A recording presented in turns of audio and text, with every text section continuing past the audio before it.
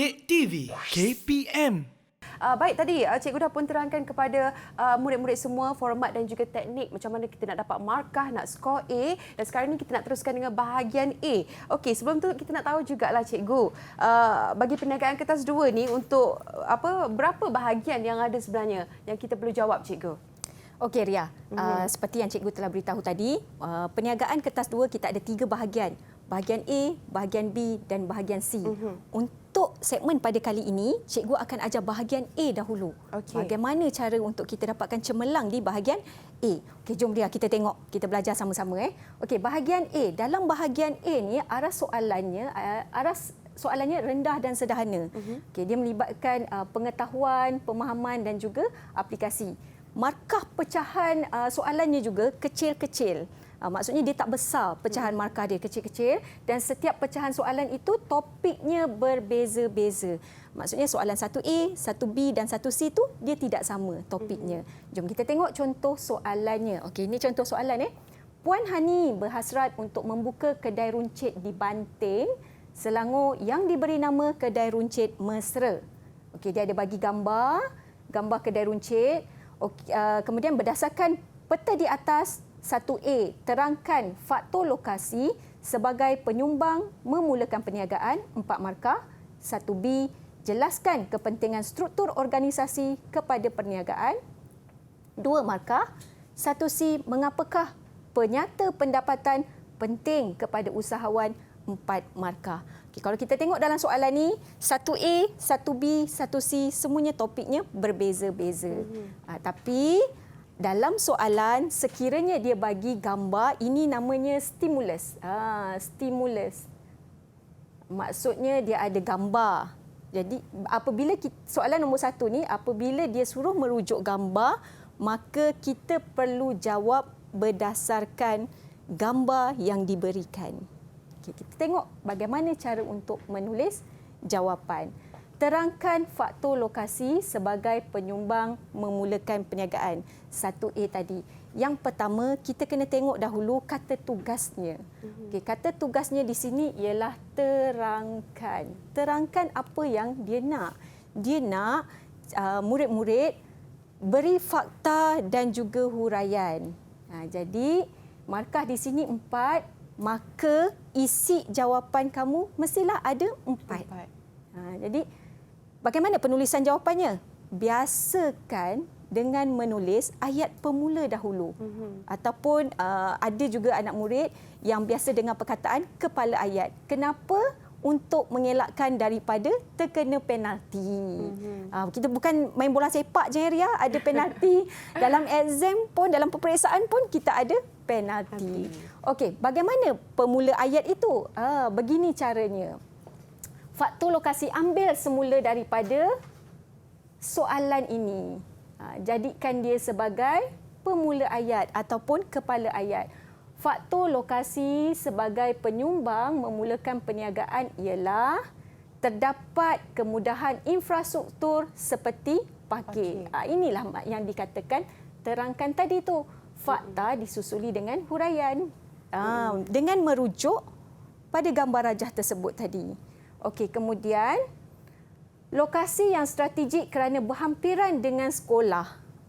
Okey, cuba Ria tengok balik. Okey, kita tengok balik. Okey, nampak tak dekat sini ada sekolah? Jadi jawapan mestilah merujuk kepada gambar yang diberikan. Okey, kemudian lokasi yang menjadi tumpuan ramai kerana berhampiran dengan bandar. Lokasi yang mudah dikunjungi kerana terletak di tepi jalan raya dan lokasi yang berhampiran dengan pembekal. Inilah dia contoh penulisan jawapan. Okey, cuba Ria tengok dekat sini ada berapa markah, ada berapa isi jawapan yang cikgu tulis? 5, cikgu. Ada 5. Sedangkan markahnya berapa, Ria? 4. Boleh tak kalau kita nak tulis lebih? Contoh kalau tulis 6, 7 rasanya boleh tak diterima, Okey, kata cikgu? Kalau banyaknya Ria nak tulis jawapan 6 ataupun 7 isi jawapan yang nak diberikan, jawapan dia boleh tak ada masalah. Tulislah sebanyak mana. Tapi harus diingat jangan sampai terlebih masa. Sebab kita ada banyak lagi soalan lain yang kita nak jawab. Faham. Okey. Jadi kepada anak murid cikgu, kepada calon-calon SPM, jangan risau untuk tulis lebih. Tulislah. Kami cikgu-cikgu memang suka sangat anak murid kita menulis jawapan yang banyak di dalam buku jawapan nanti. Okey, kita tengok soalan yang seterusnya. Jelaskan kepentingan struktur organisasi kepada perniagaan. Okey, soalan ini adalah soalan yang berdiri sendiri. Dia tidak ada stimulus. Maksudnya tidak perlu merujuk kepada gambar mana-mana pun. Okey, perkara pertama seperti cikgu beritahu tadi, tengok dulu kata tugas. Kata tugas dia minta jelaskan. Okey, kemudian bila jelaskan apa yang dia nak, fakta diikuti dengan huraian. Seterusnya kita tengok pula kata kerja dia, kehendak soalan dia apa? Kepentingan struktur organisasi dan markah dia adalah 2. Jadi berapa isi jawapan yang kita kena tulis, Ria?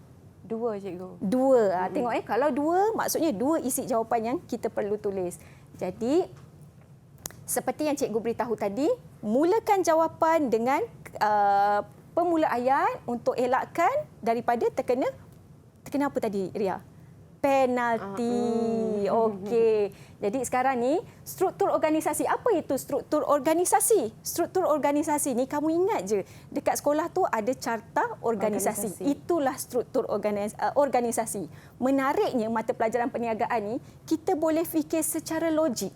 Okey, kenapa kena ada carta organisasi dalam kelas? Kan bila kita pergi sekolah dekat dalam kelas tu ada carta organisasi. Okey, sama juga maksud dengan struktur organisasi tapi dalam perniagaan. Jadi, kepentingan struktur organisasi kepada perniagaan ialah pemula ayat kena tulis untuk elakkan penalti.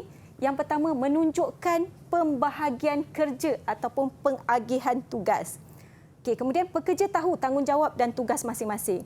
Contoh kalau macam carta organisasi sekolah kan, kita tahu AJK kebersihan, kita ada ketua kelas. Inilah dia. Sebenarnya, ilmu tu dah ada di sekeliling. Kamu tinggal aplikasikan je, masukkan ke dalam kertas jawapan kamu tu. Menunjukkan hubungan antara ketua dan juga pekerja.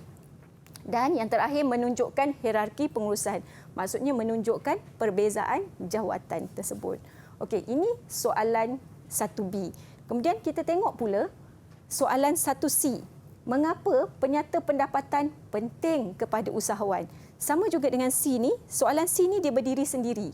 Dia tak ada stimulus, maksudnya tak ada gambar rangsangan, tak ada graf, dia berdiri dengan sendirinya.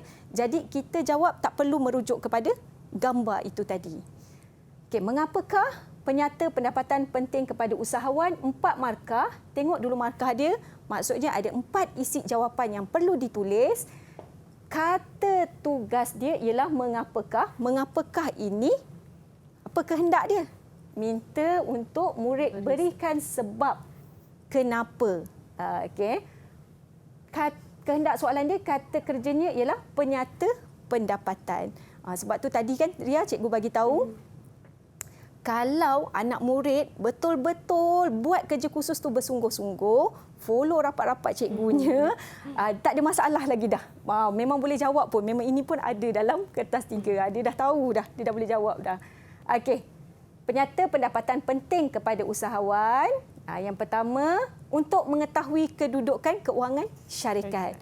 Jadi bila ada penyata pendapatan, kita tahu kedudukan keuangan kita macam mana. Stabil ke ataupun sangat stabil. Okey, yang kedua, dapat mengetahui prestasi sesebuah syarikat. Kita dapat tahu keadaan syarikat kita tu adakah dalam keadaan yang okey ataupun dalam keadaan yang bermasalah. So daripada penyata pendapatan tersebut. Kemudian syarikat dapat menjangkakan keuntungan yang bakal diperolehi. Jadi inilah pentingnya penyata pendapatan. Kita dapat jangkakan 2 bulan akan datang, 3 bulan akan datang, bagaimana keadaan perniagaan kita. Dan yang terakhir, dapat meyakinkan pihak bank atau pihak pelabur untuk memberi pembiayaan ataupun dia nak melabur dalam perniagaan kita. Jadi dekat sini 4 markah. Cikgu berikan dekat sini pun isi jawapan ada 4. Okey. Macam mana Ria?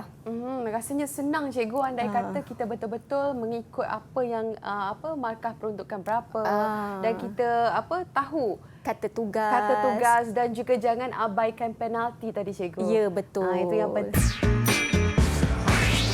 Didik TV KPM